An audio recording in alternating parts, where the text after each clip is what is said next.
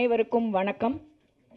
மேடையில் வீற்றிருக்கும் அனைத்து பெரும் மனிதர்கள், சிறு பட தயாரிப்பாளர் சங்கத்தின் தலைவராக இருந்தாலும் அவர் தான் என்னை பொறுத்த வரைக்கும் ரொம்ப பெரிய மனுஷன், அன்பு செல்வன் சார். சத்தியமாங்க எனக்கு இந்த மாதிரி ஒரு சங்கம் இருக்குன்னே தெரியாது. நான் எவ்வளோ பாருங்க, இவ்வளோ ஒரு ஒரு ஒரு வெள்ளந்தியாக இருந்து தொலைச்சிட்டேன். இந்த ஒரு சங்கத்துக்கு நீங்கள் தலைவராக இருந்து சின்ன சின்ன படங்களுக்கு ஆதரவு கொடுத்து, முக்கியமாக அந்த படங்கள் ரிலீஸ் ஆகி தியேட்டருக்கு வந்து, அதுதான் ரொம்ப முக்கியம், தியேட்டருக்கு வந்து அதுக்கப்புறமா ஓடிடியில் போகிற வரைக்கும் நீங்கள் கூட நிற்கிறீங்கிறதுக்கு உங்களுக்கு முதல்ல ஒரு மிகப்பெரிய பாராட்டு சார்.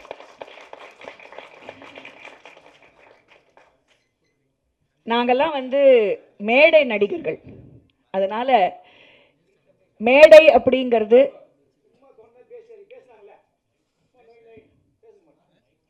மைக்கு கொஞ்சம் இப்படி வைக்கணுமா? ரைட், கேட்குதுங்களா? ஓகே. மேடை நடிகர்களுக்கு வந்து சின்னது பெருசு பிரம்மாண்டம் அதெல்லாம் எங்களுக்கு பிரச்சனையே கிடையாது. 5 பேர் ஆடியன்ஸில் இருந்தாலும் 5000 பேர் ஆடியன்ஸில் இருந்தாலும் அவங்க கொடுக்குற அந்த சபாஷ் கைத்தட்டல் இது இருந்தால் எங்களுக்கு போதும் சார்.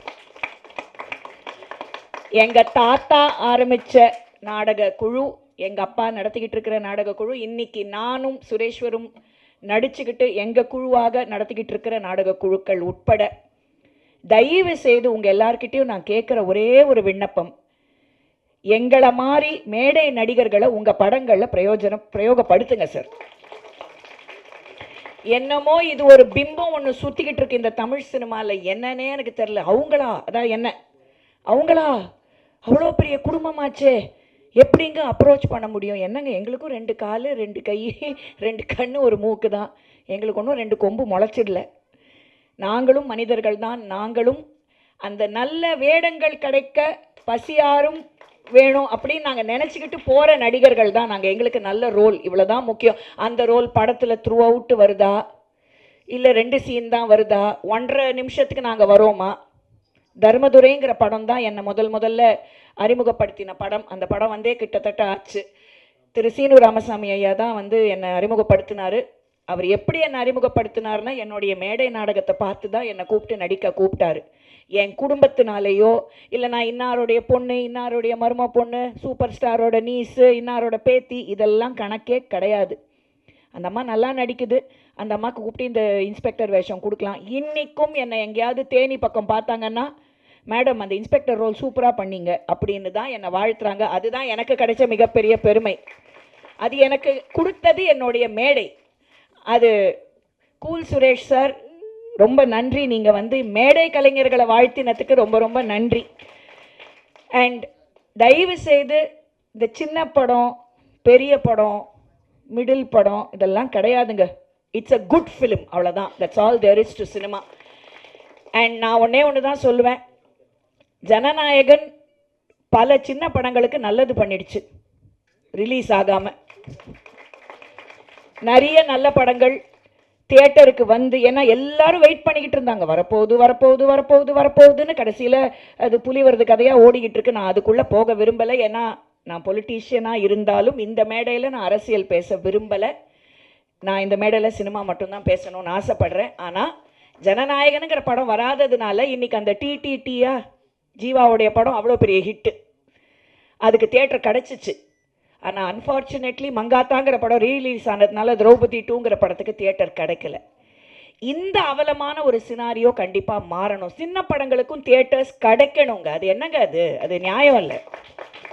பெரிய படங்களுக்கு மட்டும்தான் நாங்கள் தியேட்டரை வந்து எடுத்து வச்சுருவோம், சின்ன படங்களுக்கு கொடுக்க மாட்டோம். ஷோஸை நீங்கள் கம்மி பண்ணிக்கோங்க, தப்பே கிடையாது. ஐ அண்டர்ஸ்டாண்ட், பெரிய ஹீரோ படம் கோடியாக கொண்டு போய் கொட்டியிருக்கீங்க. அப்போ அந்த படம் வந்து தியேட்டரில் வெளியே வந்து ரிலீஸ் ஆனால் தான் உங்களுக்கு உங்கள் பணம் திரும்பி வரும். ஆனால் இவங்கெல்லாம் என்ன பாவம் பண்ணாங்க? பாவம், கஷ்டப்பட்டு படம் எடுக்கிறாங்க. இன்றைக்கி இந்த முதல் வரிசையில் பேரே தெரியாமல் அவங்களுடைய நடிப்பு உழைப்பை மட்டுமே நினச்சிக்கிட்டு உக்காந்துட்டு இருந்த மாதிரி தான் ஒரு காலத்தில் கமலஹாசன், ரஜினிகாந்த், விஜய், அஜித் எல்லாரும் உக்காந்துக்கிட்டு இருந்தாங்க. அதுக்கப்புறம் தான் அவங்கெல்லாம் வந்து பெரிய நடிகர்கள் ஆனாங்க. எப்படி அவங்களுக்கு அந்த வாய்ப்பு கிடைச்சது? ஒரு ஹிட் கிரியேட் ஆச்சு. ஒரு 16 வயது நிலை, ஒரு அபூர்வ ராகங்கள், ஒரு ஒரு காதலுக்கு மரியாதை, ஒரு whatever அந்த மாதிரி. I'm just giving you examples, அவ்வளோதான். அப்படி இருக்கிறதுனால தயவு செய்து இந்த சின்ன படம் பெரிய படம்லாம் வித்தியாசம் பார்க்காம இந்த மாதிரி அருமையான ஆத்மார்த்தமான கலைஞர்களுக்கு நீங்கள்லாம் உங்களுடைய ஆதரவை கொடுங்க. ரொம்ப ரொம்ப ரொம்ப ரொம்ப முக்கியம்.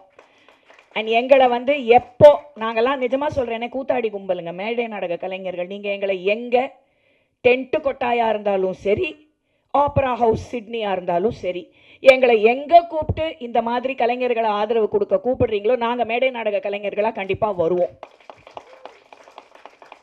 அதில் எந்த மாற்று கருத்தும் கிடையாது. அண்ட் எங்களையும் உங்களை மாதிரி ப்ரொடியூசர்ஸ், டைரக்டர்ஸ், சினிமாட்டோகிராஃபர்ஸ் நீங்கள்லாம் எங்களையும் பயன்படுத்திக்கோங்க. நான் இதில் ஒரு விண்ணப்பமாக நான் வைக்கிறேன். It's an honest request. ஏன்னா பெரிய படங்களில் நடித்தா ஒரு 10ஓட 11 ஓடி போயிடுவோம். இந்த மாதிரி சின்ன படங்களில் நல்ல படங்களில் நடித்தாப்பா அந்த படத்தில் நடித்தாங்களே அந்த ரோல் நல்ல ரோல்ப்பா அப்படின்னு சொல்கிறதுக்கு கண்டிப்பாக வாய்ப்புகள் அதிகம். மலையாளம் சினிமா எனக்கு ரொம்ப பிடிச்ச சினிமா. இன்றைக்கி மலையாள சினிமாவில் அது மம்முட்டியாக இருக்கட்டும், மோகன்லாலாக இருக்கட்டும், கதை தாங்க கிங்கு. கண்டென்ட் இஸ் கிங், கதை தான் கிங்கு. அப்படி இருக்கச்ச அங்கேருந்து வந்த ஒரு டீம் ஒரு தமிழ் படத்தை எடுத்திருக்காங்க. இட்ஸ் அ ஹாரர் த்ரில்லர் அப்படின்னு கேள்விப்பட்டேன். இன்றைக்கி இருக்கிற காலகட்டத்தில் எல்லாரும் ஹாரர் பின்னாடி நிறைய போகிறாங்க. So I am very happy you are doing a horror thriller.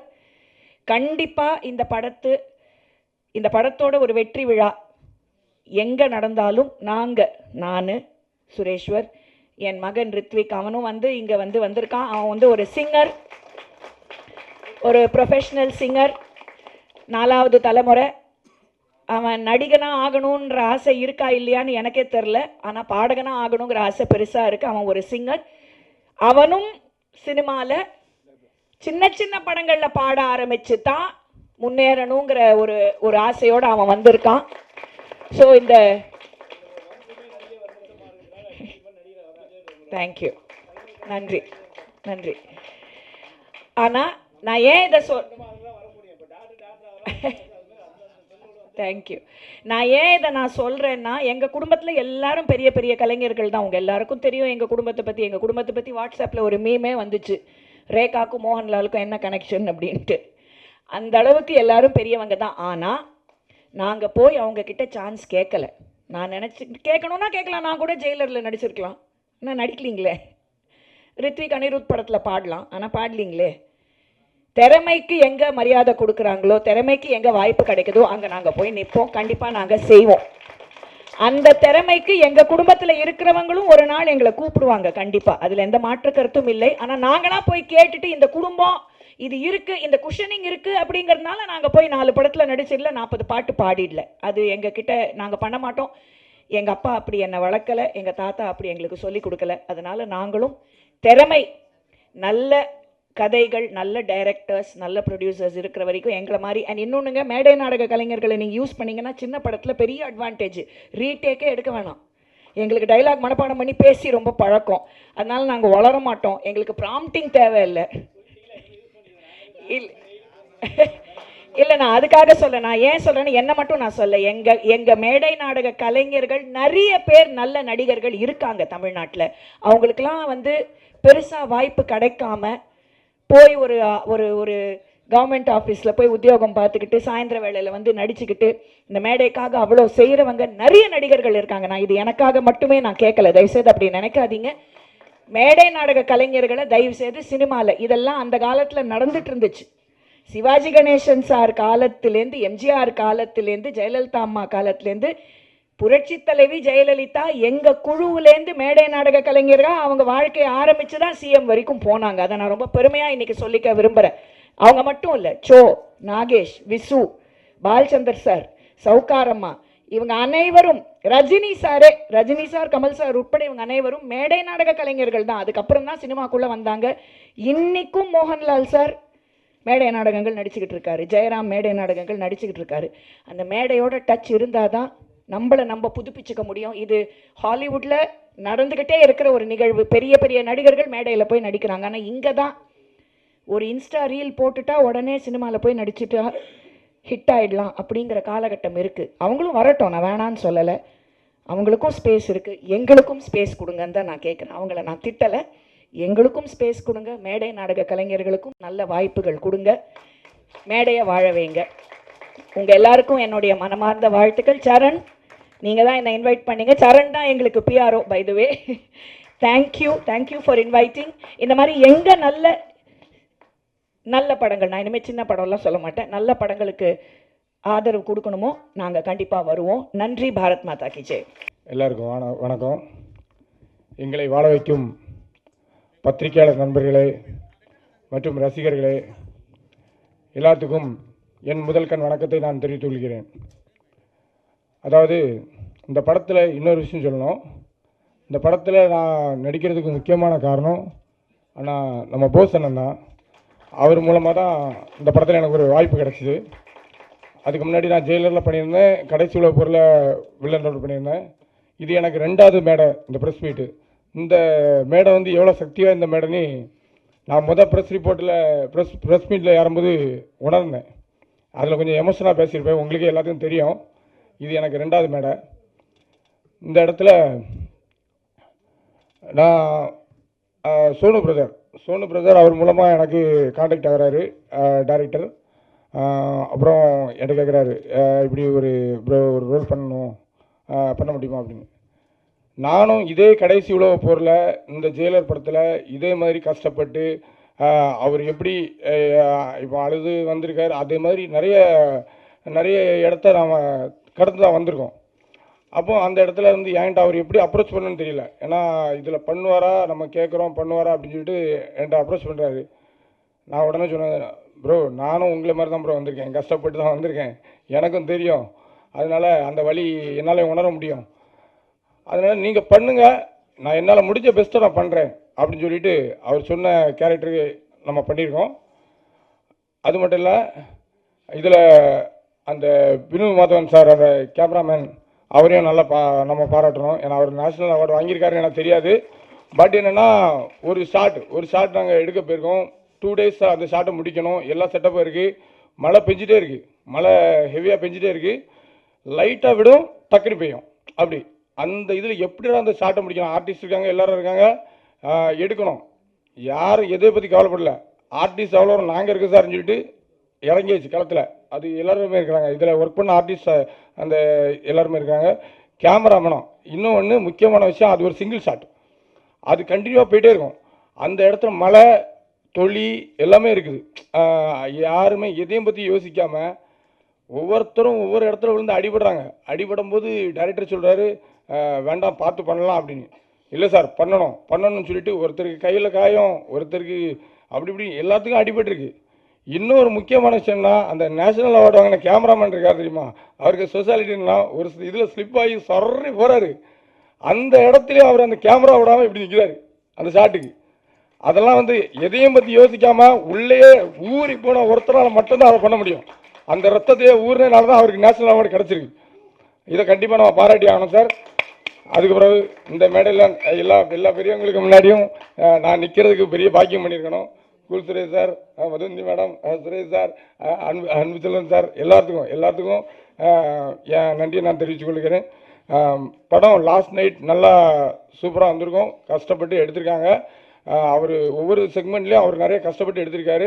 இன்றைக்கி இங்கேயும் நிறைய பேர் நம்ம போராடிக்கிட்டு தான் இருக்கோம், எப்படியாவது வரணும், ஏதாவது ஒரு கிரிப்பு கிடைக்காதா, நம்மளுக்கு யாராவது கை தர மாட்டாங்களா. இன்றைக்கி எனக்கு கடைசி உலக போரில் என்னை அறிமுகப்படுத்தினது ஹிப்ஹாப் தமிழா சார். இந்த இடத்துல ப்ரெஸ் மீட்டில் அறிமுகப்படுத்தினார். நான் கடைசி உலக போர் அதில் நான் மெயின் வில்லனாக பண்ணியிருந்தேன். அதில் என்னை அறிமுகப்படுத்தினது ஹிப்ஹாப் தமிழா சார். நான் வந்து ஒரு ஜூனியர் ஆர்டிஸ்டாக போனேன், என்ன அவர் தேர்ந்தெடுத்து இந்த இடத்துக்கு என்னை கொண்டு வந்தார். அது மாதிரி இன்னைக்கு இவரும் ஒரு இளம் டைரக்டர் வளர்ந்து வரணும்னு நினைக்கிறாரு. முடிஞ்ச அளவு நம்மளால் சப்போர்ட் பண்ணி யாராவது ஒரு 10 பேர் நல்லா வரணும். அதுக்காக கண்டிப்பாக எல்லாரும், அதாவது இருக்கிறவங்க ஒன்று இல்லைன்னா ஒன்று அடுத்த வாய்ப்புகள் கிடைக்கும். ஆனால் இல்லாதவங்களுக்கு ஒரு வாய்ப்புலேயே அவங்க நசுக்கிடுவாங்க. அதனால நம்மளால் முடிஞ்ச சப்போர்ட்டை கொடுப்போம். ஒருத்தங்க வந்தால் அது கடவுள் நமக்கு ஒரு அனுகிரகம் தருவார். அதனால் நல்லா ஒரு சப்போர்ட் பண்ணுங்கள். நான் நடிச்சிருக்கேன்னு சொல்லலை, எல்லா டைரக்டருக்கும் எல்லா ஆக்டருக்கும் எல்லாத்துக்கும் நம்மளால் முடிஞ்ச இது, அதாவது டிமோட்டிவேட் பண்ணதை விட தட்டி கொடுத்தா இன்னும் நிறைய பேர் உருவாகி வருவாங்க. அது எனக்கு கருத்து. அதனால் நல்லா இது வாய்ப்பு தந்ததுக்கு நன்றி. நன்றி, வணக்கம். அனைவருக்கும் வணக்கம். மேடையில் இருக்கும் அத்தனை பெரியவர்களுக்கும், வந்திருக்கும் அத்தனை நண்பர்களுக்கும் மற்றும் பத்திரிகையாளர் ஊடகத்துறையை சார்ந்த அனைவருக்கும் இனிய மாலை வணக்கங்கள். சினிமா இது வந்து ஃபஸ்ட் அண்ட் ஃபார்மோஸ்ட் இந்த யூனிட்டுக்கு, இந்த ஒரு முயற்சி எடுத்திருக்கிற இந்த யூனிட்டுக்கு ஒரு மிகப்பெரிய பாராட்டுகள். எதுவுமே வந்து ஒரு புள்ளியிலேருந்து ஆரம்பிச்சாகணும். அதுக்கப்புறம் தான் டிராயிங் போட முடியும், அதுக்கப்புறம் தான் மேப் போட முடியும், அதுக்கப்புறம் தான் பில்டிங் எழுப்ப முடியும். அந்த மாதிரி ஆரம்பம் எப்பவுமே சின்னதாக இருக்குன்றதை பற்றி கவலையே படாதீங்க. அண்ட் இந்த ஒரு சின்ன ஆரம்பத்துக்கு உங்களுக்கு இவ்வளோ பேர் தோள் கொடுத்துருக்காங்கன்றதே பெரிய விஷயம். அது கண்டிப்பாக ஒரு நட்பு ரீதியில் தான் கிடைக்கும். ஏன்னா நட்புக்கு அவ்வளோ ஒரு சக்தி இருக்குது. அனதர் திங், இந்த ஸ்டூடியோ பரணி ஸ்டூடியோ எவ்வளோ வருஷம் காலம்ன்றது எனக்கு தான் தெரியும். ஏன்னா நான் இதே ஸ்டூடியோவாக இருந்தபோது சைல்டு ஆர்டிஸ்டாக பக்த துருவ மார்க்கண்டியா அதே பானுமதி அம்மா டைரக்ட் பண்ண படத்தில் இங்கே நடிச்சிருக்கேன். ஸோ உங்களுடைய இந்த படத்துக்கான இந்த ஒரு விஷயம் இந்த ஒரு ஸ்டூடியோவில் நடக்குதுங்கிறதே ரொம்ப பெரிய உங்களுக்கு கிடைச்ச ஒரு பாக்கியம். இது வேணா நீங்கள் எடுத்துருக்கிற படம் லாஸ்ட்னா தொலைந்து போன அப்படின்னு இருக்கலாம், லாஸ்ட் நைட்டாக இருக்கலாம். ஆனால் இனிமேல் உங்கள் வாழ்க்கையில் எல்லாமே நைட்டு கிடையாது, விடியல் தான். அந்த விடியலில் டான், அது சொல்ல வந்தேன். அண்ட் இன்னொரு சின்ன ரெக்வஸ்ட் உங்களுக்கு டைரக்டருக்கு, இனிமேல் மைக்கு முன்னாடி நிற்கும் பொழுதும் பப்ளிக் அட்ரஸ் பண்ணும் பொழுதும் அந்த நெகட்டிவ் வார்த்தைகளோ, கஷ்டப்பட்டேன், எனக்கு தோல்வி வந்தது, அதை இனிமேல் சொல்லவே சொல்லாதீங்க. ஏன்னா நாமெல்லாம் நம்புகிற அந்த கடவுள் மேலே இருந்துக்கிட்டு எல்லாத்துக்கும் ஆசீர்வாதம் கொடுக்காங்கன்னு சொல்லுவாங்க. அவங்க நம்ம என்ன சொன்னாலும் அப்படியே ஆகட்டும் வாங்கலாம். ஸோ நம்ம தோல்விங்கிற வார்த்தை இனிமேல் இன்னிலேருந்து தயவுசெஞ்சு நீங்கள் யூஸ் பண்ணாதீங்க. வெற்றி மட்டும்தான் உங்கள் வாழ்க்கையில் முக்கியமானதாக இருக்கணும். அண்டு படங்களில் சிறு படங்கள், சீரியல்களில் சிறு சீரியல்கள் அப்படின்னு எதுவுமே கிடையாது சார். கண்டென்ட் தான் ஹீரோ, கண்டென்ட் தான் பட்ஜெட், கண்டென்ட் தான் ஆடியன்ஸை வர வைக்கும். அது வந்ததுக்கப்புறம் அதை நிறுத்துறதுக்கு யார் பர்ஃபார்ம் பண்ணியிருக்காங்கிறத ரொம்ப முக்கியம். இன்றைக்கி நீங்கள் சொல்கிற சிவகார்த்திகேயன் சார் ஒரு டிவி இதில் நிகழ்ச்சியில் காம்பேராகவும் சின்ன ஒரு காமெடி பண்ணவராகவும் கலக்கப்போவதி அவர் மாதிரி இதில் எவ்வளோ சின்ன சின்ன வேஷங்கள்லாம் பண்ணியிருக்காரு. அவருக்கு அந்த ஒரு சின்ன விஷயங்கள் ஆரம்பிச்சதுனால தான் இன்றைக்கி இந்த லெவலில் போயிருக்காரு. அந்த மாதிரி தான் சிறு விஷயங்கள் அப்படின்னு எதுவுமே கிடையாதுங்க. ஸோ இந்த படம் முக்கியமாக அன்பு செல்வன் சாருக்கு என்னுடைய மிகப்பெரிய நன்றி. ஏன்னா தமிழ் சினிமா கொரோனாவுக்கு பிறகு வேறு ஒரு மறுஜன்மம் தான் எடுத்திருக்கு. நம்மளாமே மறுஜன்மம் எடுக்கும்போது சினிமா மறுஜன்மம் எடுக்காமல் இருக்குமா? அப்படி எடுக்கும் பொழுது காலத்துக்கு ஏற்ற அந்த மாற்றங்களில் இதே ஒரு 1/2 கிலோமீட்டர் தாண்டிங்கன்னா ஏவிஎம் இருக்குது. அப்பேற்பட்ட ஏவிஎம்முக்கு ஒரு தேசிய விருது வாங்கி கொடுத்ததே ஒரு பட்ஜெட் படம் தான். அதுக்கு பேர் தான் சம்சாரம் மின்சாரம்.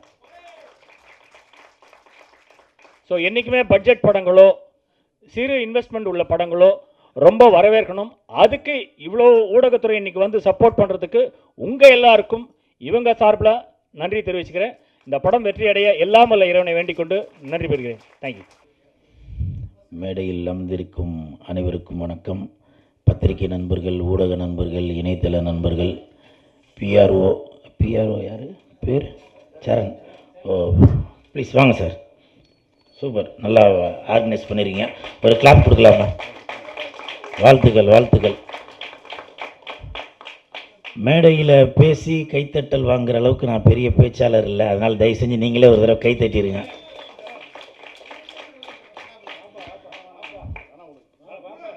போங்க.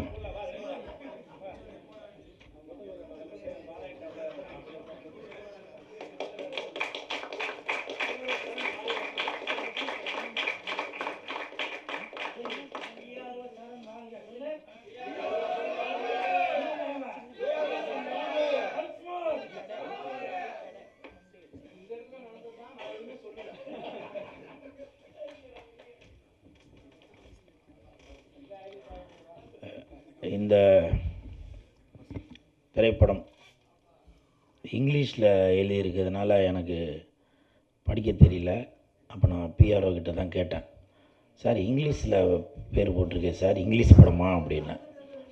இல்லை சார் இது தமிழ் படம் தான், ஆனால் இங்கிலீஷ் டைட்டில் மாதிரி இருக்குது அப்படின்னு சொல்லி சொன்னார். படம் பேர் என்ன அப்படின்னு கேட்டேன். ஃபர்ஸ்ட் நைட்டுன்ட்டார். சார் என்ன சார் ஃபர்ஸ்ட் நைட்டுன்னு ஒரு படமா? சார் ஃபஸ்ட்டு இல்லை சார், லாஸ்ட் நைட். அந்த நேரம் அவர் சிக்னல் சரியாக கிடைக்கல போல். அப்போ தான் எனக்கு அவரோட ஃபீலிங் தெரிஞ்சுது. ஓ சார் வந்து ஏதோ ஒரு பாதிக்கப்பட்டிருக்காரு போல் அப்படின்னு. அதுக்கப்புறம் நான் மறுபடியும் கேட்டேன், சார் சரியாக காதில் கேட்கல சார் அப்படின்னு. அப்போ அவர் சொன்னார் லாஸ்ட் நைட் அப்படின்னாரு. நல்ல வேளை நான் ஏதோ ஏன்னா இப்போ நிறையா பேர் கூல் சுரேஷ் வந்து வேறு மாதிரியே எல்லாம் இது பண்ணிகிட்டு இருக்கீங்கல்ல, அதனால் நான் எதுவும் ஃபஸ்ட் நைட்டுக்கு இப்போ இதுக்கு வந்திருக்கேன் போல் அப்படின்னு எதுவும் தவறாக எதுவும் ப்ரொமோட் பண்ணிடக்கூடாதுன்றதுக்காக நான் படத்தோட பேர் கேட்டேன். அப்போ லாஸ்ட் நைட் அதாவது இழந்த இரவுகள் அப்படின்னு தான் அதுக்கு அர்த்தம்னு நினைக்கிறேன். இந்த படத்தோட இயக்குனர் சோனு நீங்கள் கிட்ட வாங்கப்பா, கிட்ட வாங்க. சோனு அவர்கள் வந்து இப்போ பேசும்போது ரொம்ப ஃபீல் பண்ணி சொன்னார், நீங்கள் கவலைப்படாதீங்க, சோனுன்னு ஹிந்தியில் ஒரு நடிகர் இருக்கார் தெரியுமா, சோனு சூட்டு. அவர் மிகப்பெரிய நடிகர், மிகப்பெரிய சமூக சேவையெல்லாம் செய்துட்டு வராரு. அந்த மாதிரி நீங்களும் மிகப்பெரிய இடத்துக்கு வருவீங்க. சரிங்களா? ஒரு கிளாப் கொடுங்களாம்பா. சரிங்களா? கண்டிப்பாக உங்கள் அப்பா நினச்ச மாதிரி நீங்கள் ஒரு மிகப்பெரிய இயக்குனராக வருவீங்க, கதாநாயகனாக வருவீங்க. ஓகே, வாழ்த்துக்கள் வாழ்த்துக்கள். அதே மாதிரி இங்கே உள்ளே வந்தவொன்னே சொன்னார், சார் கூல் சுரேஷ் சார் இந்த லாஸ்ட் நைட் அந்த படத்தோட செகண்ட் பார்ட்டில் நீங்கள் தான் சார் ஹீரோ அப்படின்னு வெளியில் வந்தவொடனே சொல்லிட்டாரு. எனக்கு வந்து ரொம்ப சந்தோஷமாக இருந்துச்சு. இதுக்கு ஒரு கிளாப் பண்ணலாமா? வயிற்றுச்சல் இருக்கிற மாதிரி இருக்கா? ஸோ அதனால் கண்டிப்பாக இந்த படம் மிகப்பெரிய ஹிட் ஆகிறதுக்கு நான் உங்களுக்கு சப்போர்ட் பண்ணிட்டு தான் இருப்பேன். இன்னொரு முக்கியமான விஷயம் என்ன தெரியுங்களா, இந்த டீம் வந்து மலையாள டீம்னு சொல்லிட்டு இருக்காங்க. உண்மையிலேங்க மலையாள காற்று எல்லாம் இப்போ இங்கே தமிழ்நாட்டில் தான் அடிச்சிட்டு இருக்கு. தலைவர் தம்பி தலைமையில்ன்ற படம் மிகப்பெரிய ஹிட்டு. அந்த படத்துக்கு நேற்று முந்தானாலோ லீலா பேலஸில் ஃபுல்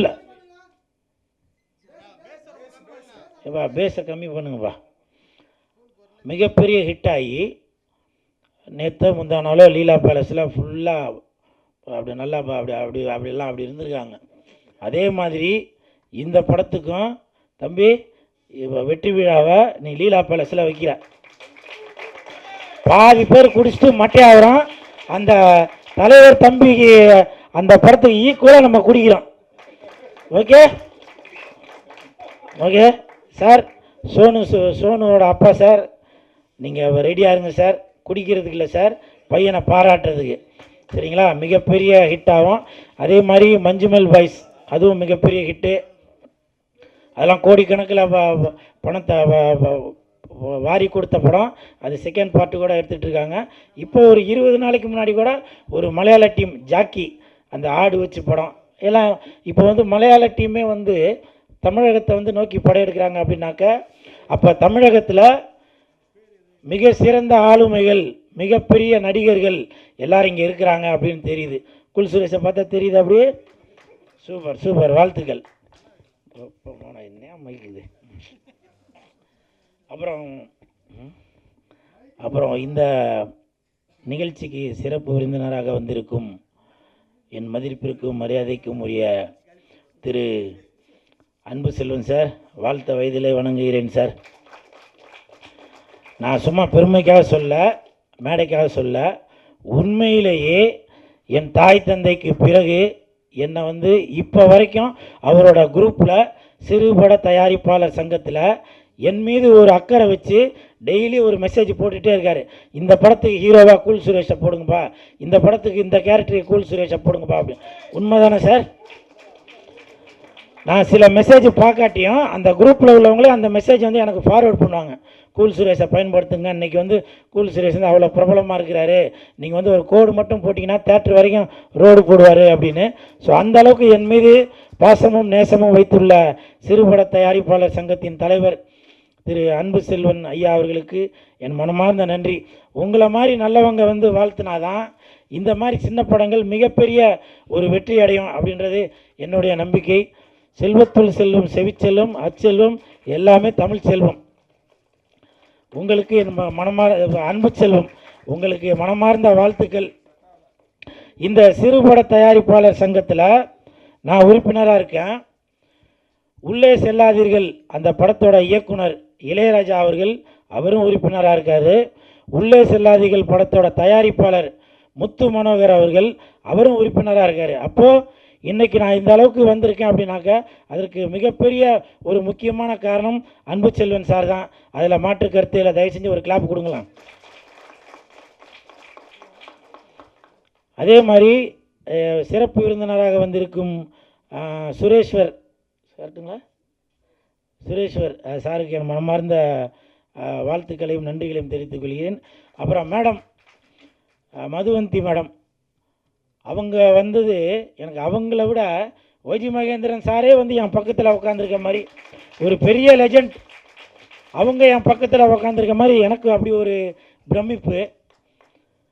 நான் ஒரு 3 மாதத்துக்கு முன்னாடி மதுவந்தி மேடமோட ஒரு ஒரு இன்டர்வியூ ஒன்று பார்த்தேன். சூப்பர் ஸ்டார் அவர்கள் நடித்த முத்து அந்த படத்தில் மீனா மேடமுக்கு பதிலாக நம்ம மதுவந்தி மேடம் தான் நடிக்க வேண்டியது அப்படின்னு சொல்லி அவங்களே ஒரு பேட்டியில் சொல்லியிருந்தாங்க. அவங்களும் மீனா மேடமும் நல்லா நடிச்சிருக்காங்க. இவங்களும் நான் ஒரு கற்பனை பண்ணி தான் பார்த்தேன். தில்லானா தில்லானா நீ தித்திக்கின்ற தேனா திக்கு திக்கு நெஞ்சில் தில்லானா, ஒரு இமேஜினேஷன் பண்ணி பாருங்களேன், ஒரு கதாநாயகி. அதே மாதிரி குழுவாலிலே முத்து மலர்ந்தல்லோ அந்த பாட்டெலாம் யோசிச்சு பாருங்கள் எப்படி இருக்குன்னு. முத்தை விடுங்க, எனக்கு தெரிஞ்சு அவங்க படையப்பா படத்தில் கூட மதுவந்தி மேடம் அவர்கள் படையப்பா படத்தில் கூட அவங்க சௌந்தர்யா மேடமுக்கு பதிலாக கூட நடிச்சிருக்கலாம். ஏன் படையப்பா படத்தில் வர நீலாம்பரிக்கு பதிலாக கூட நடிச்சிருக்கலாம். அவங்க மிகப்பெரிய ஒரு ஸ்டேஜ் பர்ஃபார்மர். நான் சில இதில் எல்லாம் பார்த்தேன். நான் அவங்க அந்த கண்ணுலலாம் அப்படி பண்ணுவாங்க பாருங்க, அந்த நடனத்துக்கு பேர் எனக்கு தெரியல, அப்படிலாம் அப்படி பண்ணுவாங்க. அப்படி சும்மா அப்படியே ஒரு பிரமிப்பாக இருக்கும். அந்த நான் செல்ஃபோனில் தான் பார்த்தேன், அதை மேடையில் பார்க்கறதுக்கான குறிப்பனை எனக்கு கிடைக்கல. மேடம் அடுத்த நிகழ்ச்சிக்கு என்னை கூப்பிடுங்க மேடம், நான் கண்டிப்பாக வருவேன். நான் அப்படி கண்ணெல்லாம் அப்படி பண்ணுவாங்க, அப்படி ஒரு பிரமிப்பாக இருக்கும். அந்த கதகளி அது மாதிரிலாம் பார்க்கும்போது எப்படி இருக்கும், அந்த மாதிரி ஒரு பிரமிப்பாக இருக்கும். மின்சார கண்ணா என் மண்ணா அப்படி அப்படி அப்படி எப்படி இருக்கும், அந்த மாதிரி ஒரு பிரமிப்பு இருக்கும். அவங்க இந்த லாஸ்ட் நைட் இந்த படத்தை வாழ்த்த வந்ததுக்கு என் மனமார்ந்த நன்றிகளை தெரிவித்துக் கொள்கிறேன். அப்புறம் இந்த படத்தோட பிஆர்ஓ பேர் தெரியும் சார், சரண். ஏன்னா எனக்கு அன்பு செல்வன் சார் தான் சொன்னார் இந்த மாதிரி பிஆர்ஓ ஒருத்தர் பேசுவார் அப்படின்னு. நான் அவர்கிட்ட சொன்னேன் இந்த மாதிரி உடம்பு முடியல சார், தொண்டையெல்லாம் ஒரே வழி, ஒன்றுமே இது பண்ண முடியல, த்ரோட் பெயின் அப்படின்னு சொன்னேன். அப்போ அவர் வந்து அன்பு செல்வன் சாரும் சரண் சாரும் சொன்னாங்க இந்த மாதிரி இது வந்து ஒரு சின்ன டீமுங்க, உங்களை மாதிரி ஆளுங்க தாங்க வந்து சப்போர்ட் பண்ணணும் அப்படின்னு. நான் அப்போ தாங்க நினச்சேன், பெரிய பெரிய படங்களுக்கு சப்போர்ட் பண்றதுக்கு மிஸ்கின் சார் இருக்காரு, வெற்றிமாறன் சார் இருக்காரு, விஜய் சேதுபதி இருக்காரு. சின்ன படங்களுக்கு அன்பு செல்வம் சாருக்கு இந்த கூல் சுரேஷ் இருக்கான், மதுவந்தி மேடம் இருக்காங்க, சுரேஷ் இருக்காரு, சரண் இருக்காரு, என் பேரை மாத்தி சொன்ன இந்த தங்கச்சி இருக்கு. ஏமா மேல வா, மூஞ்ச காமிச்சு போவா. அந்த பொண்ணு மூஞ்சி காட்டுற அளவு சரி. இன்று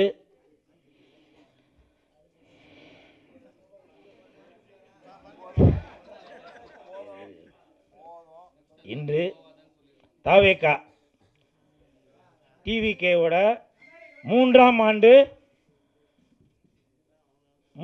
என்னதுவா? பார்த்தீங்களா, இதுதாங்க மதுவந்தி மேடம்ன்றது.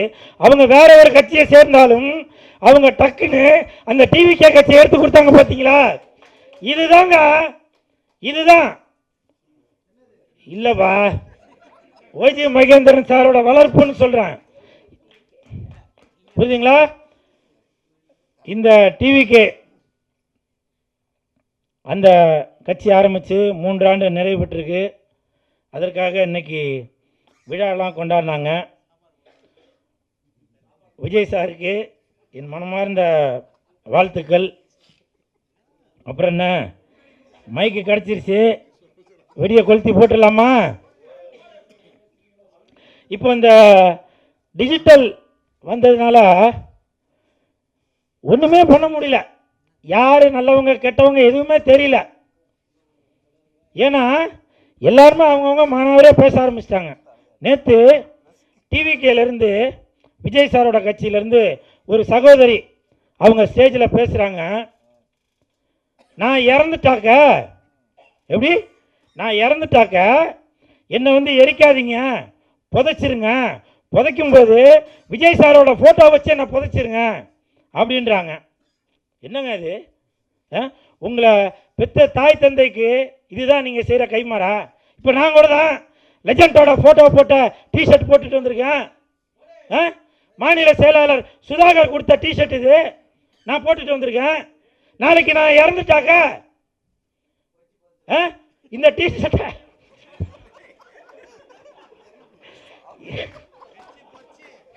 ஏவா பாலா, நீ ஒரு 10 நிமிஷம் வெளியில் இருக்கியா? கண்டென்ட்டை கெடுக்கிறது இல்லை இருக்கிறேன் நீ. சார் படத்தை பற்றி தான் சார் சொல்கிறேன். இது லாஸ்ட் நைட்டு சார். நான் இறந்துட்டா கூட இந்த அடையாயா அப்படி பண்ணிட்டு இந்த டிஷர்ட்டை போட்டு என்னை வந்து புதைச்சிருவீங்களா? லெஜண்ட் அவர்கள் புதைக்க வேண்டிய ஆள் இல்லை, விதைக்க வேண்டிய ஆள், வளர்ந்துட்டே போகிற ஆள். அப்படி இருக்கும்போது நீங்கள் விஜய் சாருக்கு சப்போர்ட் பண்ணணும் அப்படின்ற ஒரு எண்ணம் இருக்கும்போது நீங்கள் எப்படி ஒரு பொது மேடையில் எப்படி பேசணும்? அப்படிதான் இன்னொரு சகோதரி பேசுகிறாங்க. என் வீட்டில் வந்து 9 ஓட்டு இருக்கு, 9 ஓட்டும் போடலன்னா நான் சாப்பாட்டில் விஷத்தை வச்சு கொண்டுருவேன். இது பரவாயில்ல.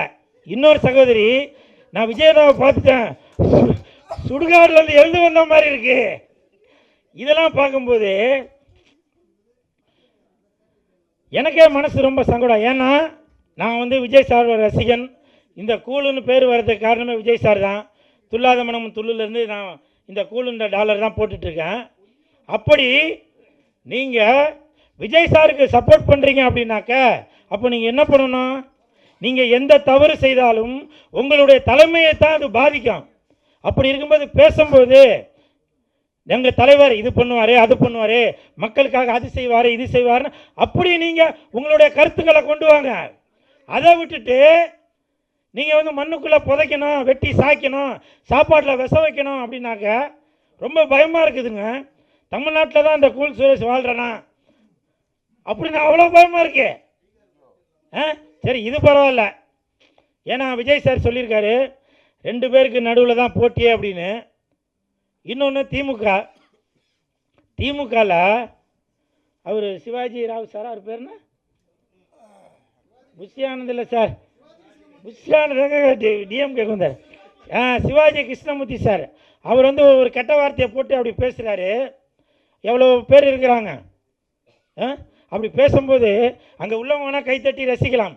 ஆனால் உங்களுடைய தலைமைக்கு அது கெட்ட பேரை உண்டாக்கும்ல.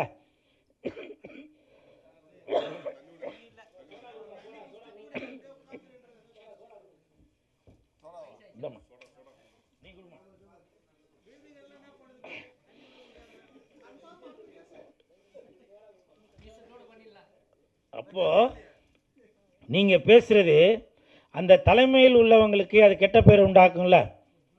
நிறையா பேர் இங்கே நான் பேசுகிறத சிரித்து என்னை டைவர்ட் பண்ணிட்டாங்க. ஆனால் இது சிரிக்க வேண்டிய விஷயம் இல்லை, சிந்திக்க வேண்டிய விஷயம். தட்டு. அந்த சிவாஜி கிருஷ்ணமூர்த்தி சார், நான் எந்த கட்சியும் சேர்ந்தவர் இல்லை, ஆனால் பொது மேடையில் நீங்கள் ஏதாவது வார்த்தையை விட்டுட்டீங்கனாக்கா அது வந்து தலைமைக்கு தான் அது பாதிப்பை உண்டாக்குது. அதை நான் இந்த லாஸ்ட் நைட் படத்தில் நான் வந்து இந்த ஆடியோ ரிலீஸ் ஃபங்க்ஷனில் இதை நான் வந்து உறுதிப்படுத்தணும் அப்படின்றக்காக சொல்ல வரேன். நீங்கள் செய்கிற தவறு உங்கள் தலைமையை பாதிக்காத மாதிரி பாருங்கள். அதே மாதிரி சாட்டை துரைமுருகன் அவர்கள், அவரும் அப்படித்தான், அவர் பாட்டுக்கா பேசிட்டு போகிறாரு. தம்பி சாட்டை துரைமுருகன் அவர்களே, என் உடன்பிறவா சகோதரன் அவர்களே, நீங்கள் அண்ணன் சீமான் அவர்களே சொல்லியிருக்காங்க, நமக்கும் தம்பி விஜய் அவர்களுக்கும் எந்த ஒரு கருத்து வேறுபாடும் இல்லை, அதை விட்டுருவோம், இனிமேல் மக்களுக்காக என்ன செய்யலாம் அதில் நம்ம கான்சன்ட்ரேட் பண்ணுவோம் அப்படின்னு சொல்லிட்டாரு. அதனால் தயவு செஞ்சு தலைமை என்ன சொல்கிறாங்களோ அதை கடைபிடிங்க. உங்களுடைய தலைவர் முதலமைச்சர் ஆகணும் அப்படின்னு நினைக்கிறீங்கல்ல, அப்போ அதற்காக நீங்கள் என்ன பாடுபடணுமோ அதை செய்யுங்க. அதை விட்டுட்டு அடுத்தவங்களை திட்டுறதுனால ஓட்டு விழுந்துடும் அப்படின்னு நினைக்காதீங்க. உங்களுடைய தலைவர் மக்களுக்கு என்ன செய்ய போகிறாங்க, என்ன நன்மைகள் செய்ய போகிறாங்க, நீங்கள் அவங்களுக்கு எவ்வளோ ஓட்டு வாங்கி தர போகிறீங்க அப்படின்றத பற்றி சொல்லுங்கள். இப்படி இருக்கும்போது தமிழ்நாட்டில் வாழணுமா அப்படின்னு எனக்கே ரொம்ப ஒரு அச்சமாக இருக்குது. 6 வயசு 7 வயசு தாங்க இருக்கான் ஒரு சின்ன பையன். அந்த தம்பி மைக் எடுத்துகிட்டு பொதுமக்கள்கிட்ட போய் மைக் எடுத்துகிட்டு போய் நீட்டான், கையில் 4 ஃபோட்டோ வச்சுட்டு, எடப்பாடி ஐயா, முதலமைச்சர் மு.க. ஸ்டாலின் ஐயா, சீமான் அண்ணன், விஜய் சார், இவங்க ஃபோட்டோ காமிச்சு இதுக்கு நீங்கள் யாருக்கு ஓட்டு போட போகிறீங்க? இவ்வளவு கேவலமாக ஆகிப்போச்சு. அந்த தம்பிக்கு 6வது படிக்கிற தம்பிக்கு மூக்கு சிந்தா கூட தெரியாது. அவன் கையில் ஒரு மைக்கை கொடுத்து அரசியலில் வந்து இதில் நீங்கள் யாருக்கு ஓட்டு போட போறீங்க சொல்கிறீங்களா? இது சின்ன பிள்ளைத்தனமா இல்லையா? வெளிநாட்டுக்காரங்க நம்மளை பார்த்து என்ன நினைப்பாங்க? இந்தியனாக இருக்கும்போது பெருமைப்படணும்னு நினைக்கிறாங்க. இப்படி சோசியல் மீடியா வந்ததுனால இவ்வளவு ஒரு தரங்கட்டா இருக்கிறது. நானே சில நேரத்தில் யோசிப்பேன், அப்போ நம்ம தமிழ்நாட்டில் தான் இருக்கணுமா? சிங்கப்பூர் மாதிரி ஆக்க போகிற பாண்டிச்சேரி. சுரேஷ் சொல்கிறது வந்து அரசியல் சரியாக தெரியல. சிவாஜி சாட்டைபுரம் எல்லாமே கூலிக்கு மாரடிக்கிறவங்க. காரணம் கேட்டால் அவங்களாம் வந்து எங்கே மீட்டிங் போட்டாலும் காசு வாங்கிட்டு பேசுகிறவங்க. தயவுசெய்து அவங்களோட பொழப்பே அதுதான். அதனால் அதை விட்டுருங்க, அரசியல் வேண்டாம், சினிமா பற்றி பேசுங்க. எல்லா அரசியல் நான் கரைச்சி குடிச்சு வந்தேன், அதனால் எல்லாருக்குமே காசு கொடுத்தா மட்டும் தான் பேசுவாங்க. இப்போ கூல் சுரேஷ் வந்து சினிமா பற்றி போய் பேசுவாப்புல. அந்த கூலிக்கு மாரடிக்கிறேன்னு சொன்னால் அதெல்லாம் என் கருத்து இல்லைப்பா, அவருது. என் கூட சேர்த்து போட்டுறாதீங்க, சரியா? அதே மாதிரி இப்படியெல்லாம் தமிழ்நாட்டில் ஒரு அரசியல் நடக்கும்போது நான் தமிழ்நாட்டில் தான் வாழணுமா அப்படின்னு எனக்கே ஒரு யோசனை வருது. பாண்டிச்சேரியில் இது லாஸ்ட் நைட் இந்த படத்தோட ப்ரெஸ் மீட்டில் இதை நான் கண்டிப்பாக சொல்லி ஆகணும். பாண்டிச்சேரியை சிங்கப்பூர் மாதிரி ஆக்கி காட்டுறேன் அப்படின்னு லட்சிய ஜனநாயக கட்சி திரு சார்லஸ் மார்டின் அவர்கள் சொல்லியிருக்காங்க. சிங்கப்பூர் மாதிரி நான் வந்து பாண்டிச்சேரியை ஆக்கி காட்டுறேன் அப்படின்னு. அப்போ எனக்கே ஒரு யோசனை தோணுச்சு, தமிழ்நாட்டில் இவ்வளோ வேற்றுமைகள் இருக்கும்போது பாண்டிச்சேரியை சிங்கப்பூர் மாதிரி மாற்றி காட்டுறேன் அப்படின்னு லட்சிய ஜனநாயக கட்சியோட தலைவர் சொல்கிறாரு, நம்ம பேசாமல் பாண்டிச்சேரிக்கே நம்மளோட ஆதார் கார்டெல்லாம் மாற்றிடலாமா அப்படின்னு. தயவு செய்து அரசியல் சம்பந்தமாக பேசுகிறவங்க உங்களுடைய கட்சி தலைமை என்ன சொல்லுதோ அதை சரியாக பேசுங்க. ஏன்னா நீங்கள் பேசுவது உங்கள் கட்சி தலைமைக்கு அவப்பெயரை உண்டாக்கக்கூடாது அப்படின்றதுக்காக அந்த கருத்தை நான் சொல்கிறேன். மறுபடியும் சொல்கிறேன், கூலிக்கு மாரடிக்கிறவன் சொன்னது நான் இல்லை, அவர். நன்றி, வணக்கம். ஓகே, எல்லாம் ஒரு கனவோடு இதை ஆரம்பிச்சிட்டோம், முடிக்கணும், அந்த ஒரு கட்டாயத்துக்குள்ளே வந்துடும். அப்போது கேமராமேன் கிட்ட போய் பேசணும். பினு மாதவன், அவர் நேஷ்னல் அவார்டு வாங்கின அவர் கேமராமேன். அப்போது அவர்கிட்ட போய் வந்து பேசினோம், இப்படி ஒரு ப்ராஜெக்ட் இருக்குங்க, எனக்கு இது பண்ணி கொடுங்க, ஏன்னா எனக்கு என்ன பண்ணேன்னு தெரியலை, இந்த ப்ராஜெக்ட் எப்படியாவது வெளியே கொண்டு வரணும் அப்படின்னு சொல்லிட்டு அவர்கிட்ட போய் பேசினேன். சரி வாடா தம்பி பார்த்துக்கலாம், நம்ம படம் அப்படின்னு சொல்லிட்டார் ஒரு வார்த்தையாக. அப்போது சரி, எனக்கு அது ஒரு 2வது ஒரு பலம் கிடச்ச மாதிரி நான் ஒரு ஃபீல் பண்ணேன். ஏன்னா இவங்க 2 பேருக்கு அப்புறம் எனக்கு ஒரு பெரிய ஒரு ப்ளஸ் பாயிண்ட் எனக்கு கைக்குள்ளே வந்த மாதிரி எனக்கு ஒரு ஃபீலாக கிடச்சிச்சு. அப்படி எனக்கு கிடச்சிச்சு. அதுக்கப்புறம் வந்து நான் ஷூட் ஸ்டார்ட் பண்ண போகும்போது ஹீரோயினிஸ் தேடுறதுக்கு ரொம்ப கஷ்டப்பட்டேன். எப்படின்னா ஒரு ஒரு ஒரு கேரக்டர்ஸை நம்ம எடுக்கும்போது அவங்களுக்கு எப்படி நம்ம ட்ரெயின் பண்ண போகிறோம், ஏன்னா எல்லாருமே நியூ ஃபேஸஸ் தான் நம்ம பண்ண போகிறோம். ஏன்னா ஆர்டிஸ்ட் பண்ணுற அளவுக்கு நம்மள்ட்ட பட்ஜெட்டும் இல்லை, என்னடா பண்ண போகிறோம் அப்படின்னு யோசிக்கும்போது சரி ஓகே நியூ ஃபேஸஸ் நம்ம எடுக்கலாம் அப்படிங்கிற ஒரு தைரியம் வந்துச்சு. அப்போது ஜானுங்கிற ஒருத்தங்கள்ட்ட பேசினேன். அவங்க இதில் லீட் பண்ணியிருக்காங்க, என் கூட பேரா பண்ணியிருக்காங்க. அப்போது ஓகே நான் பண்ணித்தரேன் பண்ணித்தரேன் அப்படிங்கிற மாதிரி ஒரு சொன்னாங்க. சரி ஓகே, அப்போ ஒரு ஹீரோயினி கிடச்சிட்டாங்க, எனக்கு இன்னும் 3 பேர் தேவை இருக்குது, என்ன பண்ணலாம் அப்படிங்கிற ஒரு பயத்தோடவும் இது எல்லாமே இருக்குது. சரி எப்படி இதெல்லாம் எடுக்க போகிறோம் அப்படின்னு சொல்லிட்டு ஒரு பயம் இருந்துச்சு. சரி அப்போ அவங்களுக்கு எனக்கு வேறு ரெஃபரன்ஸ் மூலமாக நிறைய குரூப்ஸ்லாம் இருந்துச்சு, அவங்க மூலமாலாம் காண்டாக்ட்ஸ் எடுத்தேன். அப்படி 2 பேர் கிடச்சாங்க, சானியா அதுக்கப்புறம் சோனா, இவங்களெல்லாம் இதுக்குள்ளே கொண்டு வந்தேன். அதுக்கப்புறம் இன்னொரு மெயின் கேரக்டர், ஆக்சுவலி அது கோஸ்ட் கேரக்டர், அது வந்து வெயிட்டாக இருக்கணும், ஏன்னா அதுதான் கதையோட கருவே இருக்கணும். அப்போ அந்த கதைக்கு ஒரு கரு உருவாகணும்னா அந்த பொண்ணு வந்து ரொம்ப சூப்பராக இருக்கணும், ஏன்னா ரொம்ப அழகான பொண்ணாகவும் இருக்கணும், ஒரு கிராமத்து பொண்ணாகவும் இருக்கணும். அப்போ நான் ரொம்ப தேடினேன், அப்படி தான் ஒரு தில்லுங்கிற ஒரு கேரக்டர் எனக்கு கண்ணில் மாட்டிச்சு. ஏன்னா அவங்களும் அந்த கதைக்கு ஆப்டாக இருந்தாங்க. அப்படி அந்த தில்லுங்கிற கேரக்டர் கூப்பிட்டு பேசி ஓகே எல்லாம் நம்ம பண்ணிக்கலாம் அப்படின்னு சொல்லிட்டு ஸ்டார்ட் பண்ணியாச்சு. ஷூட் ஆரம்பிக்குது. ஃபஸ்ட் டே வந்து மழை, ஹெவி ரெயினாக இருந்துச்சு. அந்த இடத்துல நான் என்னடா பண்ண போகிறேன் அப்படின்னு சொல்லிட்டு யோசிக்கும்போது கடவுளாக பார்த்து அந்த மழையை கொஞ்சம் நேரம் ஸ்டாப் பண்ணாங்க. அந்த ஷாட் எடுத்து முடிக்கிறது வரை எனக்கு எந்த மழை பிரச்சனையும் இல்லை. அது எனக்கு ரொம்ப சந்தோஷமாக இருந்துச்சு. ஃபஸ்ட் டே ஓகே நம்ம தோத்துட்டோமோ அப்படின்னு ஒரு செகண்ட் யோசித்தேன். அதுக்கப்புறம் மழை நின்னதும் எனக்கு கொஞ்சம் சந்தோஷம் வந்துச்சு. அதுக்கப்புறம் அந்த காலேஜ் ஷூட்ஸு இது எல்லாமே எனக்கு ரொம்ப மறக்க முடியாத ஒரு அனுபவமாக இருந்துச்சு. சரி எல்லாம் பேசிக்காக எல்லாமே பண்ணிட்டோம், ஷூட்லலாம் முடிச்சிட்டோம், இனி அடுத்த கட்டம் என்ன பண்ண போகிறோங்கிறது திணறிச்சு. ஷூட் பண்ணிகிட்டு இருக்கும்போதே கேமரா உடையிறது இதெல்லாம் நடந்துச்சு. ஏன்னா அது நாங்கள் எடுத்த இடம் வந்து பன்னியோட ஒரு ராஜ்யம். ஏன்னா அந்த காலேஜை மூடியே கிட்டத்தட்ட ஒரு 10 வருஷத்துக்கு மேலே இருக்கும். அப்போ அந்த காலேஜுக்குள்ளே நாங்கள் உள்ளே போகிறதே ரொம்ப பயந்து தான் உள்ளே போயிட்டு இருந்தோம். ஏன்னா எங்கே என்ன நடக்குன்னே தெரியாது. ஏன்னா நைட் ஷூட் இருக்குது, டே ஷூட் இருக்குது, எல்லாமே பண்ணணும். அப்போது ஒரு நாள் வந்து பண்ணி அடிச்சுட்டு கேமரா கொஞ்சம் இதாகிடுச்சு, பிரச்சனை ஆகிடுச்சு. அப்போது போஸுங்கிற அவர் வந்தார். ஆக்சுவலாக அவர் எனக்கு ரொம்ப ஒரு 5-6 வருஷமாக பழக்கம். எப்படி இவங்கள்ட்ட நான் கேட்குறது, எனக்கு பைசா வேறு ஷார்ட்டேஜு. அப்போது அதுலேயும் ஒரு சின்ன ஹெல்ப்லாம் பண்ணிகிட்டு இருக்காங்க. நான் அவங்கள்ட்ட படம் எடுக்கிறேன் அந்த மாதிரி எதுவுமே சொல்லலை. அப்போது எனக்கு பேமெண்ட் கொஞ்சம் வாங்கி பண்ணிகிட்டு இருந்தேன். அப்போது இப்படி ஒரு மேட்ரு நடந்தால் 4 மணிக்கு ஆக்சுவலி நடக்கும்போது யாருமே ஃபோன் கூட எடுக்க மாட்டாங்க.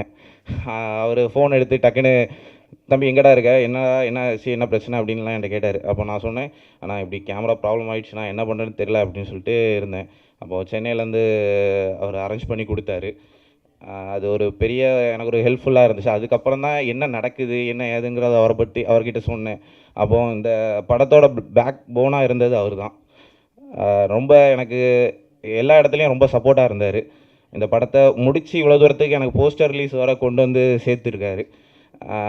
அப்படி இந்த படம் வந்து முடிஞ்சிச்சு.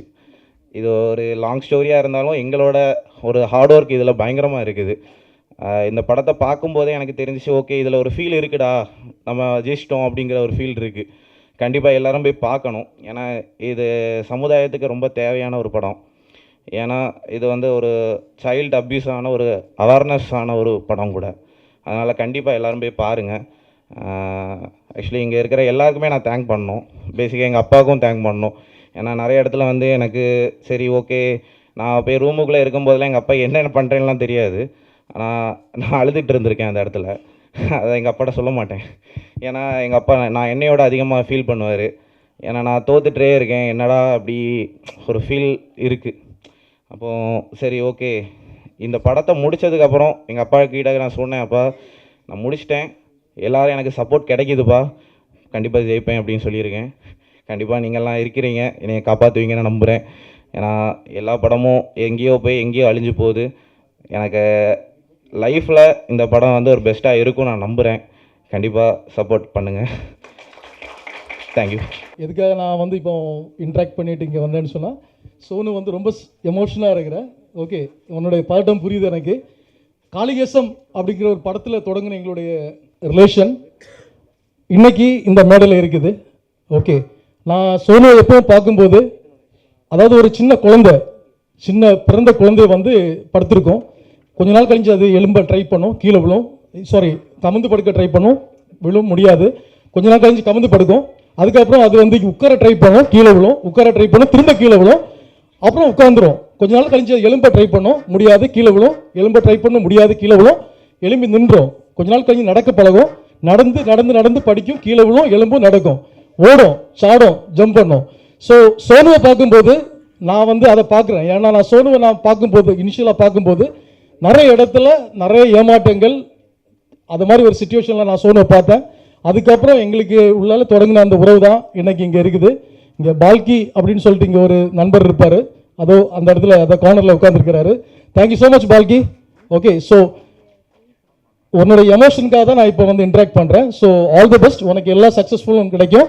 உன் பேச்சில் பாட்டம் இருக்குது, ஆனால் உனக்கு நிறைய திறமை இருக்குது, எல்லாம் வெளியில் கொண்டு வா. Okay, next. வணக்கம். வந்திருக்க மீடியா நண்பர் அவர்களுக்கும் மேடையில் இருக்க அனைவருக்கும் என்னுடைய பணிவான வணக்கத்தை தெரிவிக்கிறேன். படம் எடுத்தாலே அழுது தான் ஆகணும். தம்பி சோன்னு சொன்னாப்புல, அது அந்த காலத்தில் எம்ஜிஆர் காலத்தில் படம் எடுத்தாலும் அழுதுட்டு தான் படம் எடுத்துகிட்டு யாரும் சந்தோஷமாக படம் எடுக்கலை. அது சோனுக்கு சொல்லிக்கிறேன். சினிமாங்கிறது கஷ்டப்பட்டு தான் ஜெயிக்க முடியும்.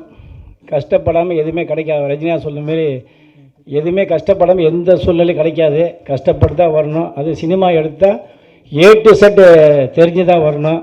தம்பி சொன்னாப்புல ஏகப்பட்ட கஷ்டத்தை. நானும் ஒரு படம் எடுத்தேன்.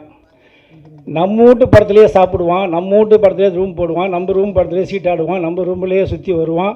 ஆனால் ஒழுங்காக ஷூட்டிங் பண்ண மாட்டான். எல்லாமே சுற்றி வந்துட்டு இந்த படம் வெளியே வராதும்மா, உப்மாக்கு மேனியும்மா அப்படின்னு இவங்களே சொல்லுவான். ஏன்னா என் படத்துலேயே நடந்த இதில் சொல்லி அதுக்கப்புறம் நல்லா ரூம் போட்டு எல்லோரையும் அடித்து கூப்பிட்டு சொல்லி அமிச்சேன். நாங்கள் ப்ரொடியூசர் பணம் போட்டு படம் எடுத்தால் நீங்கள் வேலை செஞ்சு சம்பளம் வாங்கிட்டு ஒழுங்காக வேலை சொல்லணும், இல்லை தெரியாமல் பண்ணி சொல்லி கேட்க நகர் அரசன் போலீஸில் கம்ப்ளைண்ட் கொடுத்து, என் மனைவி தான் ப்ரொடியூசரு, கம்ப்ளைண்ட் கொடுத்து அதுக்கப்புறம் எல்லாம் மன்னிப்பு கேட்டு போகலாம். ஏன்னா ஒரு ப்ரொடியூசர் இல்லைன்னா சினிமா இல்லை, ஒன்றுமே இல்லை, யாருமே கிடையாது. எவ்வளோ நாளைக்கு மக்கள்கிட்ட போய் பேட்டி எடுத்து ஓட்ட முடியும்? அந்த சினிமா ஒன்றை மட்டும் நேசிங்க. நான் ஒவ்வொரு நாளையும் தான் சொல்லுவேன். இப்போ சினிமா இல்லைன்னா அந்த ஸ்டூடியோ வச்சுருப்பாரா? இப்போ நம்ம இருக்க முடியுமா? இவங்களாம் வந்து பேசுவாங்களா? என்ன இருக்கு சொல்லுங்கள். அதனால் சினிமாவை ஃபஸ்ட்டு நேசிங்க. ஒரு ப்ரொடியூசர் படம் எடுக்க வரானா அவனை சப்போர்ட் பண்ணுங்கள். நீங்கள் 10 ரூபா சாப்பிடுங்க. சொல்லுவாங்களே தேன் எடுக்கிறோம் போகிறோம் எனக்காம இருக்க மாட்டான். நீங்கள் 10 ரூபா சாப்பிடுங்க, ஆனால் அவனை துரோகம் பண்ணாதீங்க. எல்லாத்துலையும் கமிஷனு எல்லாமே. அந்த பையன் சொல்கிறாப்புல, இப்போ இந்த படத்தை யார் ரிலீஸ் பண்ண முடியும்? இப்போ நாங்கள் தான் சப்போர்ட் பண்ணோம். எங்கேயோ ஏதோ எப்படியோ பண்ணி படத்தை முடிச்சுட்டு இப்போ எங்கள் சங்கத்துக்கு வரும்போது நாங்கள் தான் சப்போர்ட் பண்ணோம். இன்னொன்று என்ன, சினிமாவில் இன்றைக்கி சினிமா வாழ வச்சுருக்குன்னா அது தினத்தந்தி மட்டும்தான். இன்றைக்கி உலக லெவலில் சினிமாவுக்கு சப்போர்ட் பண்ண ஒரே நிறுவனம் இன்றைக்கி தினத்தந்தி மட்டும்தான். 10 லட்ச ரூபா எங்களுக்கு விளம்பரத்தை கொடுத்து, நான் 10,000 ரூபா தான் வாங்குறேன் எங்கள் சங்கத்தில், ஆனால் 10 லட்ச ரூபாய்க்கு நாங்கள் விளம்பரத்தை எங்கள் சங்கத்தில் கொடுக்குறோம், சென்சார் கொடுக்குறோம். அப்படிங்கும்போது நீங்கள் படத்தை நல்லா எடுங்க, நீங்கள் நல்லா படத்தை எடுங்க. உங்களை சினிமா என்றைக்குமே கைவிடாது. சினிமா என்றைக்குமே கைவிடாது. என்ன காரணம், இன்றைக்கி 100 கோடி 200 கோடி 300 கோடி படம் எடுத்தவங்களுக்கு ஒன்றில் ஓப்பனாக சொல்கிறதில்ல, என்ன பயமும் கிடையாது. நீ தலையும் போயிடுச்சு, தளபதியும் போயிடுச்சு சினிமாவிலேருந்து. இனி 2 வருஷத்துக்கு 1 வருஷம் தான் சினிமா கிடையாது. அப்போ நீங்கள் படத்தை நல்லா எடுங்க. நீங்கள் நல்ல குறைஞ்ச பட்ஜெட்டில் ஒரு படத்தை எடுத்து வந்தீங்கன்னா சினிமா என்றைக்குமே நீங்கள் ஜெயிச்சு வந்துட்டு அடுத்த படம் நீங்கள் எடுத்துகிட்டே இருக்கலாம். ஏன்னா இன்றைக்கி சினிமா எடுக்க எல்லாமே சிறு படம் தான் வர்றாங்க. என்ன காரணம், ஒரு கேமரா ஒரு 10 பேர் பசங்க அழகாக எடுத்து வந்து படம் எடுத்து வராங்க. அந்த கண்டென்ட் நல்லபடியாக எடுத்திங்கன்னா மிகப்பெரிய வெற்றி அடையும். தயவு செய்து இனிமேல் இந்த ரஜினி, விஜய், அஜித், சூர்யா, சிம்பு, தனுஷ், சிவகார்த்திகேயன், விஜய் சேது அப்படி நினச்சி யாரும் படம் பார்க்க போகாதீங்க. சிறு படத்தை காப்பாற்றுங்க. சிறு படம் தான் அதிகமாக இன்றைக்கி வாரத்தில் நீங்கள் ஒரு 10 படம் ஆடியோ லான்ச் நடக்குதுன்னா அது எங்களுடைய சங்க படமும் சின்ன படம் தான் நடக்குது. வேறு எந்த பெரிய படம் நடக்கலை. தயவு செய்து சொல்கிறேன், சிறு படம் சப்போர்ட் பண்ணுங்கள். மீடியா உங்களுக்கு தான் நேராக சொல்கிறேன், இந்த கண்டென்ட்லாம் நல்லா போடுங்க. ஏன்னா எங்களோட படங்கள் அதிகமாக வரதான் மீடியா வளரும், சினிமா வளரும், நிறைய நடிகர்கள் வரும். ஏன்னா ஒரு 10 பேரை வச்சுட்டு எவ்வளோ நம்ம படம் போட்ட முடியும் சொல்லுங்கள்? ஒரு 10 பேர் இருந்தால் போதும், விவசாயம் ஒரு 10 பேர் இருந்தால் போதுமா? எல்லோரும் உழைக்கணும்ல. அதுமாதிரி எல்லாருமே ஜெயிக்கணும்னா முன்ன நல்ல படத்தை எடுங்க. தயவு செய்து பெரிய படம் ஓடுறது பாருங்க. ஒன்றும் இந்த மங்காத்தான ஒரு படம் 15 வருஷம் கழிச்சு ரிலீஸ் பண்ணாங்க. அது ஆர்டிஸ்ட் வேல்யூ 300 கோடினாங்க. ஆனால் அதே சின்ன படம் ஓடலை. காரணம் இவங்க அந்தமாரி பண்ணிடுறாங்க, ஒரு மாயை உருவாக்கிடுறாங்க. பெரிய ஆர்டிஸ்ட் வேலை விட்டுருங்க. 2025 மிகப்பெரிய ஹிட் ஆனது சிறைன்னு ஒரு படம். 2026 தலைவர் தம்பி தலைமையிலன்னு ஒரு படம். அந்த படம் பாருங்கள். அதெல்லாம் இன்றைக்கி ஆடியன்ஸ் ஏகப்பட்ட பேர் அதனால் சினிமாவை எல்லாருமே பார்க்க வராங்க. நீங்கள் நல்லா படத்தை எடுத்தீங்கன்னா சினிமா உங்களை எல்லாம் மேலே கொண்டு போகணும்னு சொல்லி எந்த சூழ்நிலையும் எந்த பிரச்சனையிலும் என்னோடய சங்கத்தை அணுகுங்க.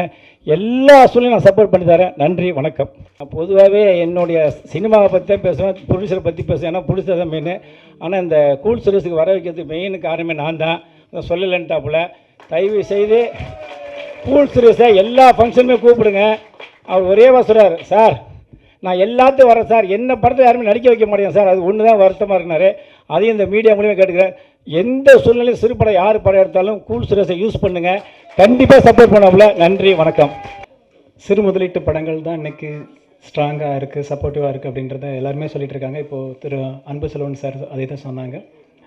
ரீசெண்ட்லி நம்ம பார்த்துட்ருக்கோம், ஒரு 10 crore எடுக்கப்படுற படங்கள் தான் பெருசாக ரெவன்யூ ஏர்ன் பண்ணுது. பெரிய படங்களுக்கு நிறைய சேலஞ்சஸ் இருக்குது அப்படின்றது. ஸோ அந்த வகையில் இந்த படம் ஆடாக இருக்குது. ஸோ எங்களுக்கும் எங்களோட ஆக்ஷன் ரியாக்ஷனும் மேக்ஸிமம் சிறு முதலீட்டு படங்களை தான் நாங்கள் theatrical coordination and other rights கோஆர்டினேஷனுக்கு சப்போர்ட் பண்ணிகிட்ருக்கோம். இப்போ ரீசெண்ட்லி ஜாக்கின்னு ஒரு படம் ரிலீஸ் ஆச்சு. ஃபஸ்ட் வீக்கில் அவங்களால குறிப்பிட்ட தேட்டர்ஸை அட்டென்ட் பண்ண முடியல. எங்ககிட்ட சப்போர்ட் கேட்டு நாங்கள் சப்போர்ட் பண்ணி இப்போது தமிழ்நாடு முழுக்க செகண்ட் வீக்கில் நல்லபடியாக ரன் ஆகி தேர்ட் வீக்குக்கும் நாங்கள் எக்ஸ்டென்ஷன் பண்ணியிருக்கோம். ஸோ இதை ஹாப்பியாக ஷேர் பண்ணிக்கிறேன். ஏன்னா தரமான கண்டென்ட் வந்து எப்போவுமே தோற்றக்கூடாது அப்படின்றதுல நம்ம ஒவ்வொருத்தருக்கும் சினிமாவில் இருக்கிற ஒவ்வொருத்தருக்கும் ரெஸ்பான்சிபிலிட்டி இருந்தால் மட்டும்தான் சினிமா ஹெல்த்தியாக இருக்கும் அப்படின்றத நான் நம்புகிறேன். இப்போ அந்த டேரக்டர் ஷேர் பண்ணாங்க, ஒவ்வொரு படத்துக்கும் ஒவ்வொரு ப்ராடக்ட்டுக்கும் ஒவ்வொரு ப்ராஜெக்ட்டுக்கும் ஒரு பெயின்ஃபுல் விஷயம் இருக்கும், ஜாய்ஃபுல்லாகவும் இருக்கும். இவங்க சொன்னாங்க நிறைய ஸ்ட்ரகிள்ஸ் ஃபேஸ் பண்ணி ஃபஸ்ட் டேயில் ஆரம்பித்து இன்றைக்கு வரைக்கும் வந்து சேர்ந்துருக்காங்க. ஆக்சுவலாக பிரதர் இதுவே ஒரு பெரிய வெற்றி தான். நீங்கள் இவ்வளோ பேர் முன்னாடி இந்த ஒரு மேடையே உங்களோட பெரிய வெற்றி. ரிலீஸ்க்கு பக்கத்தில் வந்துட்டீங்க. ஸோ ரிலீஸே இன்றைக்கி மிகப்பெரிய வெற்றி. அதுக்கப்புறம் தான் கமர்ஷியல் திங்ஸ் எல்லாமே. ஸோ இந்த படம் விரைவில் தேட்டருக்கு வரும்னு நம்புகிறேன். அவர் ஒரு விஷயம் சொன்னார், இதில் வந்து அப்பார்ட் ஃப்ரம் கமர்ஷியல் அந்த ஒரு ஹாரர் த்ரில்லர் மூட் இருக்குது, அதை தாண்டி ஒரு மெசேஜ் சொல்லியிருக்கோம் அப்படின்ட்டுருக்காங்க. கண்டிப்பாக இன்றைக்கி மெசேஜ் எல்லாம் ஏதாவது ஒரு வகையில் தேவைப்படும். மெசேஜ் மட்டும் இல்லை, என்டர்டெயின் பண்ணுற ஒரு விஷயத்துக்குள்ளே மெசேஜ் இன்டெரக்டாக இருந்தாலும் டேரெக்டாக இருந்தாலும் அது ஒரு இம்பாக்ட் கிரியேட் பண்ணும். சொசைட்டியில் அவ்வளோ விஷயங்கள் தேவைப்படுது. அதை நீங்கள் கொடுத்ததுக்கு உங்களுக்கு வாழ்த்துக்கள். உங்களுக்கும் அந்த டீமில் உள்ள ஒவ்வொருத்தரும் நிறைய பேர் வந்திருக்காங்க. ஆல்மோஸ்ட் எல்லாருமே அதில் ப்ரெசென்ட்டாக இருக்காங்க. எல்லாரோட முயற்சிக்கும் வாழ்த்துக்கள். நேஷனல் அவார்டு வின்னர் ஒருத்தங்க அந்த படத்தில் டிஓபி ஒர்க் பண்ணியிருக்காங்க. அது ஒரு ப்ரௌட் திங். ஃபைனலி இந்த ஒரு சிறு முதலீட்டு படம் அப்படின்றத தாண்டி இதுக்கு இன்றைக்கி இண்டஸ்ட்ரியில் ஆக்டிவாக இருக்கிறவங்க, ஒரு பிரபலமாக இருக்கிற முக்கியமானவங்க ஆளுமைகள் இந்த மேடையில் இருக்காங்க.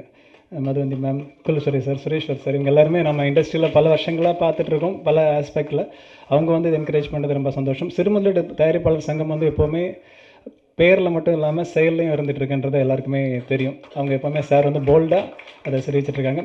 எல்லாருக்கும் நன்றி. இந்த படத்தோட இயக்குனர், தயாரிப்பாளர் மற்றும் ஆக்ட் பண்ணவங்க, டெக்னீஷியன்ஸ் எல்லாருக்கும் என்னோட மனமார்ந்த வாழ்த்துக்கள். விரைவில் திரையில் சந்திப்போம். தேங்க்யூ.